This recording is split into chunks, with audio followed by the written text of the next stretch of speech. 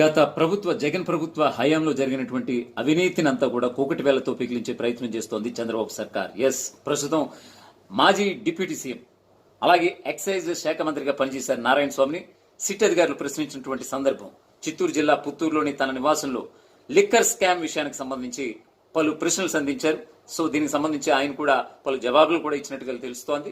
So ఈ క్రమంలో ఇది పక్కన పెడితే కనుక గత జగన్ 5 ఏళ్ల పాలనలో వాస్తవానికి చూసుకుంటే కనుక ప్రభుత్వ ఆధ్వర్యంలో మద్యం దుకాణాలు నడిచాయంటే కూడా సరికాదు.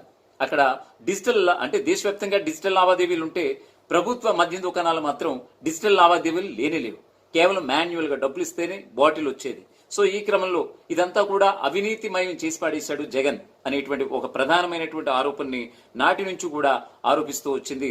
నాడు ప్రతిపక్షంగా ఉన్నప్పుడు చంద్రబాబు అలాగే పవన్ కళ్యాణ్ కూడా విమర్శించారు. ఇప్పుడు అధికారంలోకి రాగానే ఇప్పుడు దాన్ని అవినీతిని అంతా కూడా కూకటి వేలతో పిగిలించే ప్రయత్నం అయితే చేస్తున్నారు. సో చూడాలి మరి ఎన్ని కోట్లు ఆయన దోచుకున్నారు అనేటువంటి మాట అయితే బలంగా అయితే వినిపిస్తోంది. దాని సంఖ్య అయితే తెలియాలి, చూద్దాం.